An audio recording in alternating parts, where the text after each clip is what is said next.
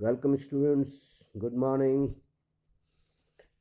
आज हम इस सेशन में संयुक्त राष्ट्र संघ के दूसरे महत्वपूर्ण संस्था की चर्चा करेंगे, जिसका नाम है सिक्योरिटी काउंसिल या सुरक्षा परिषद। यदि व्यवहारिक दृष्टिकोण से देखें तो यही वो संस्था है जो संयुक्त राष्ट्र संघ के सभी निर्णयों को इन्फोर्स करने वाली संस्था कही जा सकती है। इसी के पास वास्तविक शक्तियां हैं, जिस शक्तियों का प्रयोग करके संयुक्त राष्ट्र संघ अंतर्राष्ट्रीय शांति और सुरक्षा को कायम रख सकता है। इसीलिए इस सुरक्षा परिषद को इन्फोर्समेंट एजेंसी या एग्जीक्यूटिव एजेंसी के रूप में भी जानी जाती है। इसका गठन भी संयुक्त राष्ट्र संघ के साथ हुआ। इसकी सबसे पहली बैठक 17 जनवरी 1946 को हुई और उसके बाद ये लगातार बैठक में है। कभी भी किसी भी समय इसकी बैठक बुलाई जा सकती है। सुरक्षा परिषद का गठन जब हुआ था तब इसमें कुल 11 सदस्य थे, जिसमें 6 अस्थायी और 5 स्थायी सदस्य थे। 1965 में संख्या बढ़ा करके 15 कर दी गई, जिसमें स्थायी सदस्यों की संख्या तो समान रही, परंतु अस्थायी सदस्यों की संख्या 6 से बढ़ाकर 11 कर दी। 6 से बढ़ाकर जो है वो 10 कर दी गई। तो कुल मिलाकर अब जो है इसमें 15 सदस्य हैं, जिसमें 5 स्थायी सदस्य हैं। स्थायी सदस्य जो है वो संयुक्त राज्य America, Russia, People's Republic of China, Great Britain and France, ये 5 जो हैं वो इस सुरक्षा परिषद के स्थायी सदस्य हैं और 10 सदस्य जो हैं वो अस्थायी हैं। अस्थायी सदस्यों का चुनाव मूल रूप से सुरक्षा परिषद के परामर्श से ही 2 वर्षों के लिए किया जाता है और ये चुनाव संसार को ज्योग्राफिकल डिवीजन में बांट करके लगभग हर जो है भौगोलिक क्षेत्र से रिप्रेजेंटेशन देने का प्रयास किया जाता है। प्रत्येक वर्ष इस 10 सदस्यों का चुनाव का स्ट्रक्चर इस प्रकार रखा गया है कि प्रत्येक वर्ष 5 सदस्य अवकाश प्राप्त कर लेते हैं और 5 सदस्य ही नए जो है वह चुन लिए जाते हैं। इस प्रकार से इसकी संख्या लगातार जो है वो 15 बनी रहती है। लेकिन एक बात महत्वपूर्ण है कि जो राज्य इसके सदस्य एक बार बनते हैं वो इमीडिएट री इलेक्शन के लिए जो है वो एलिजिबल नहीं है, उसकी योग्यता नहीं है। वो एक बार डिसकंटिन्यू करने के बाद दोबारा भले ही चुना जाए, लेकिन लगातार 2 बार जो है बैक टू बैक 2 बार उसका चुनाव नहीं किया जा सकता, उसके लिए एलिजिबिलिटी नहीं है। यहाँ पर प्रत्येक सदस्य राष्ट्र अपना एक प्रतिनिधि इसमें भेजता है और प्रत्येक सदस्य को केवल एक मत ही है। यहाँ पर निर्णय बहुमत से लिया जाता है। यूँ कह के कोई भी निर्णय लेने के लिए 9 सदस्यों की सहमति आवश्यक है। 9 सदस्य यदि पक्ष में हैं तो निर्णय लिया जाता है, यदि नहीं तो वो निरस्त कर दिया जाता है। लेकिन यहाँ पर एक महत्वपूर्ण बात है, यहाँ पर जो है 2 प्रकार के जो है विषय आते हैं। एक को प्रोसीड्यूरल प्रक्रियात्मक और दूसरा को सब्सटैंटिव मैटर कहते हैं, सब्सटैंशियल मैटर कहते हैं, महत्व के मुद्दे कहे जाते हैं। इन दोनों पर निर्णय लेने में थोड़ी सी भिन्नता है। जो मैटर केवल प्रोसीड्यूरल है, प्रक्रियात्मक है, उस पर निर्णय लेते समय 9 सदस्यों की सहमति चाहिए, परंतु उसमें 5 स्थायी सदस्यों की सहमति हो ऐसा कोई आवश्यक नहीं है, उसकी आवश्यकता नहीं। लेकिन यदि मैटर सब्सटैंशियल है, सब्सटैंटिव है, महत्व का मुद्दा है, तो उस पर निर्णय लेने के लिए 5 सदस्यों जो अस्थायी सदस्य हैं, 5 अस्थायी सदस्यों की सहमति आवश्यक है। उन 9 सदस्यों की सहमति में यदि इनमें से एक भी सदस्य उसमें उसके विरुद्ध जाता है या उसमें अपनी असहमति व्यक्त करता है तो उस पर निर्णय नहीं लिया जा सकता। इसी जो 5 स्थायी सदस्य हैं, इस स्थायी सदस्य के इसी अधिकार को निषेधाधिकार का नाम दिया जाता है, वीटो पावर दिया जाता है। इसका मतलब यह है कि कोई भी विषय जो सब्सटैंशियल मैटर का है, सब्सटैंशियल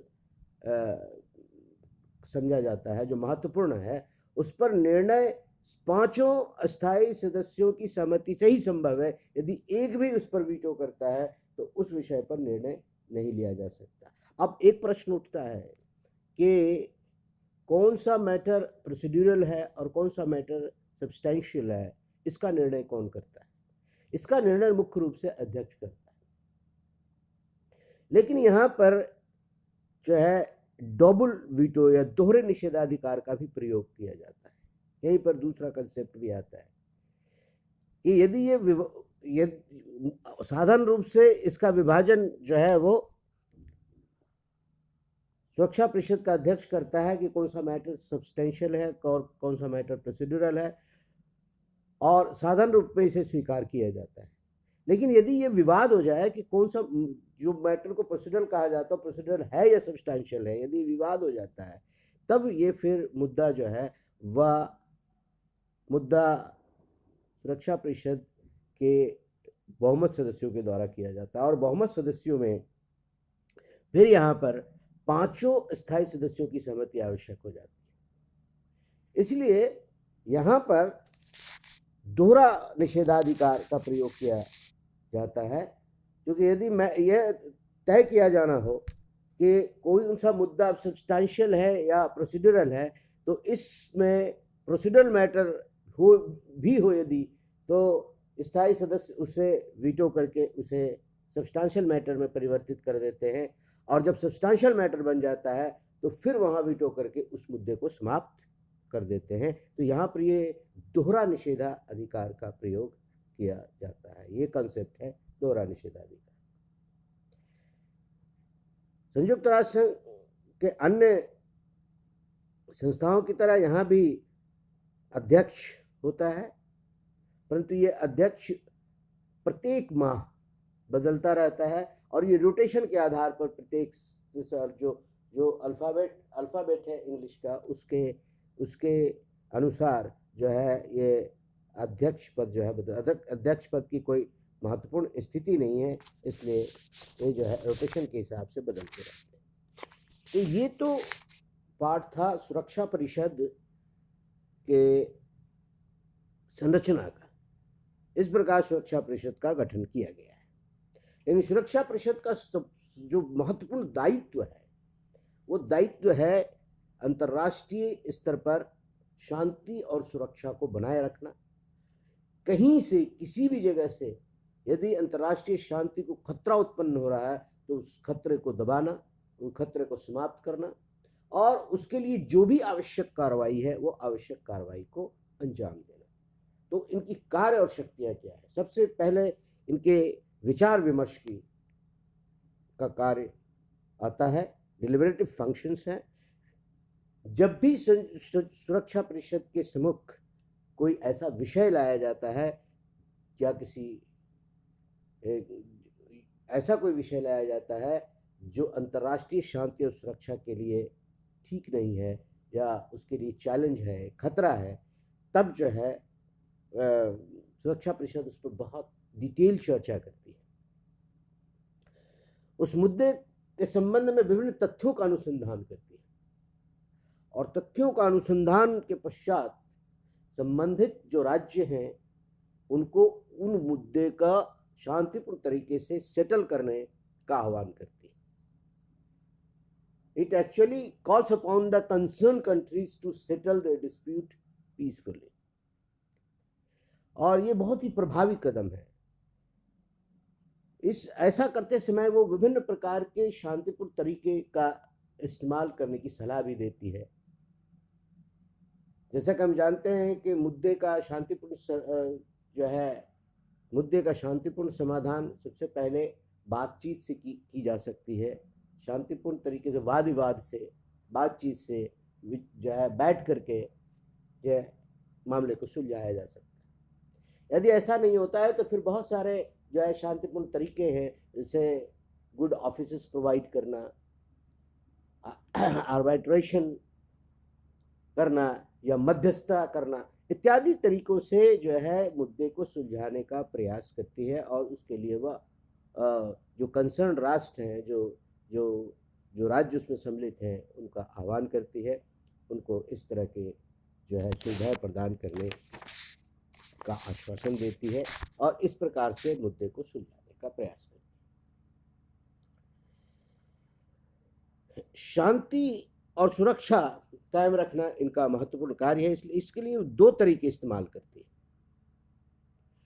पहला है, यदि ये निर्णय ले लिया जाता है कि कौन सा राज्य है जो एक्ट ऑफ एग्रेशन कर रहा है, जो आक्रामक है, जो पहले आक्रमण किया है, जिसने शांति व्यवस्था को भंग करने का काम किया है, तो सबसे पहले उसकी पहचान की जाती है और उसके आधार पर जो है पहले पीसफुल साधन, शांतिपूर्ण तरीके का इस्तेमाल किया जाता है और उसमें जो तरीका इस्तेमाल प्राय लाया जाता है वह है उसके साथ संबंधों का स्थगन,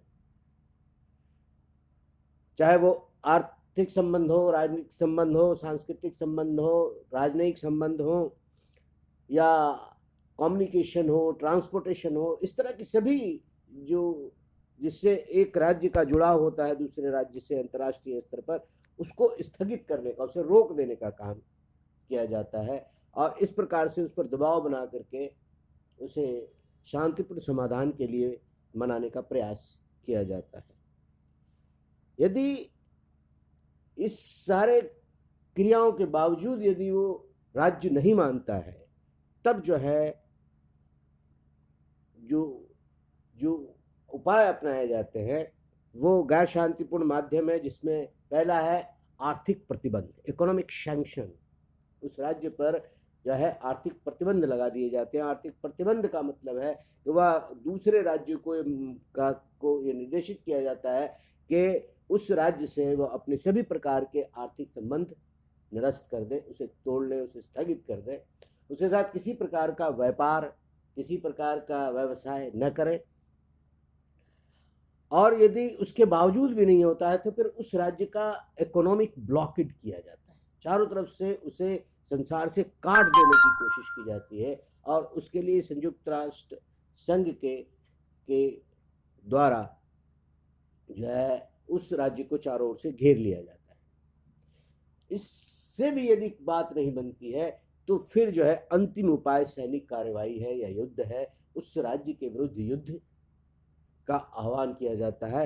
युद्ध का जब आह्वान किया जाता है तो सिक्योरिटी काउंसिल संयुक्त राष्ट्र संघ के सभी राज्यों से अपील करती है और उन सभी राज्यों से सेनाओं की टुकड़ियां लेकर के एक संयुक्त सेना बनाई जाती है और संयुक्त सेना के माध्यम से उस राज्य पर आक्रमण किया जाता है, उस राज्य से युद्ध किया जाता है और उससे जो है कंटेन करने की कोशिश की जाती है। तो इस प्रकार से बहुत इलेबोरेट अरेंजमेंट है सुरक्षा परिषद का शांति और सुरक्षा को स्थापित करने का। धीरे धीरे वह आगे बढ़ती है। सबसे पहले वो मान मनोबल या उस समझाइश से जो है मुद्दे को सुलझाने का प्रयास करती है।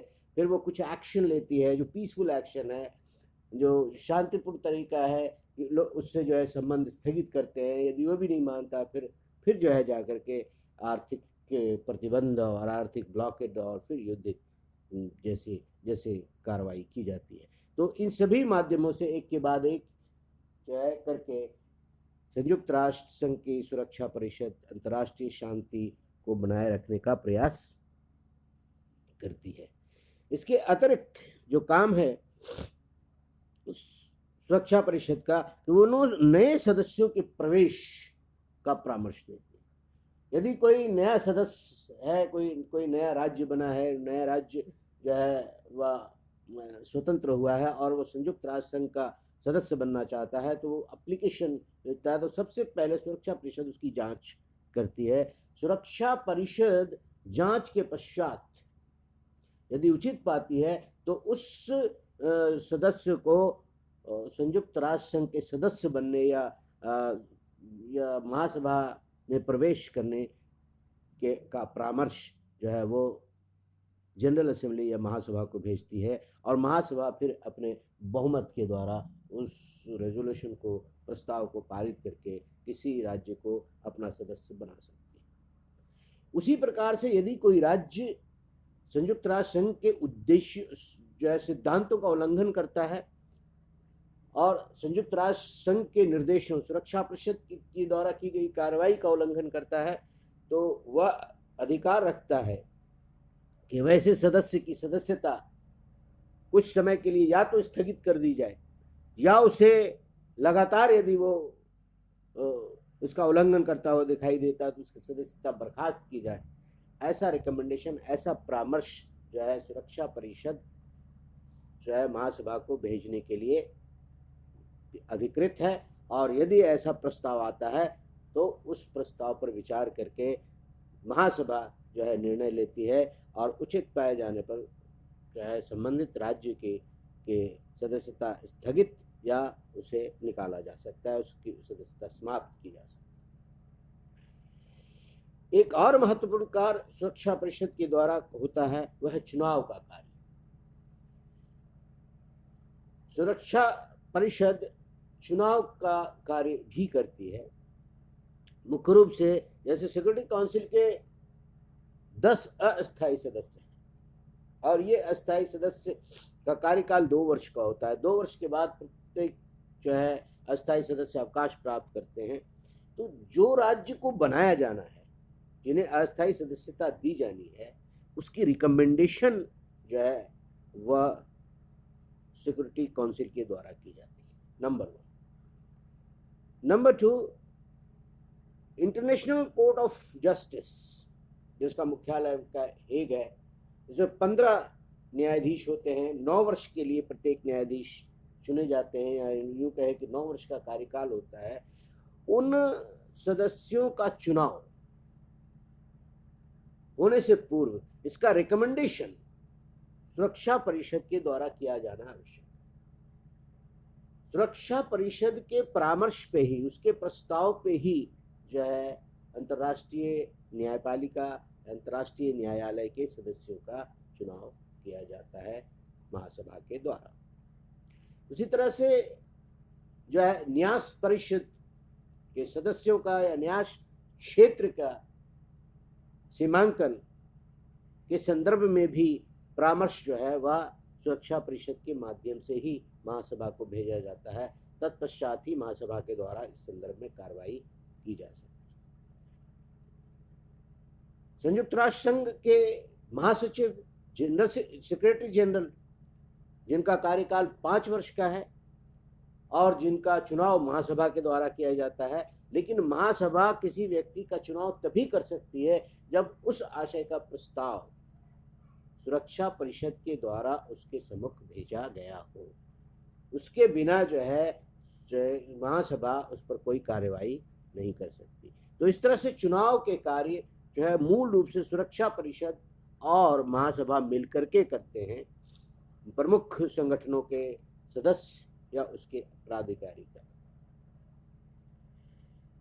एक और महत्वपूर्ण कार्य सुरक्षा परिषद का है कि सुरक्षा परिषद जो है वो महासभा की स्पेशल, विशिष्ट या आपातकालीन बैठक बुला सकता है। यदि उसे लगता है कि सिचुएशन इस प्रकार की बन गई है, परिस्थितियां इस प्रकार की हो गई है कि महासभा की बैठक बुलाया जाना अति आवश्यक है, उसके द्वारा ही इस पर विचार विमर्श करके निर्णय लिया जा सकता है। तो इस आशय की कार्रवाई सुरक्षा परिषद कर सकता है। और एक अंतिम कार्य जो है वह यूनाइटेड नेशंस का चार्टर, जो संयुक्त राष्ट्र संघ का संविधान कहा जा सकता है। इस संविधान में जैसा कि अन्य संविधान संसार में हमने देखे हैं, सभी संविधान जीवन संविधान तभी माने जाते हैं जब उसमें बदलती हुई परिस्थितियों के अनुसार उसमें बदलने की प्रक्रिया को शामिल किया गया हो। ठीक संयुक्त राष्ट्र संघ के चार्टर में भी इस प्रकार की व्यवस्था है कि संयुक्त राष्ट्र संघ का चार्टर जो है, चार्टर में संशोधन किया जा सकता है। तो इस कार्य में फिर से जो है सुरक्षा परिषद को शामिल किया गया है। सुरक्षा परिषद के बिना सहमति के, बिना प्रस्ताव के महासभा जो है चार्टर में संशोधन नहीं कर सकती। इसलिए प्रस्ताव जो है लाने का, प्रस्ताव पर सहमति देने का कार्य सुरक्षा परिषद का है। तो इस प्रकार से देखेंगे कि सुरक्षा परिषद एक बहुत छोटा सा ऑर्गेनाइजेशन है, 15 सदस्यीय ऑर्गेनाइजेशन है। 193 सदस्यों वाली संयुक्त राष्ट्र संघ की दृष्टि से यदि देखें, लेकिन ये 15 सदस्यीय जो संस्था है वो जो है संयुक्त राष्ट्र की सबसे शक्तिशाली संगठन है, सबसे शक्तिशाली ऑर्गन है, सबसे जो है पावरफुल ऑर्गन है। और यही मुख्य रूप से जो है अंतर्राष्ट्रीय स्तर पर शांति और सुरक्षा के लिए जिम्मेदार है, और इस जिम्मेदारी का निर्वहन वो लगातार कर रही है। आज इतना ही।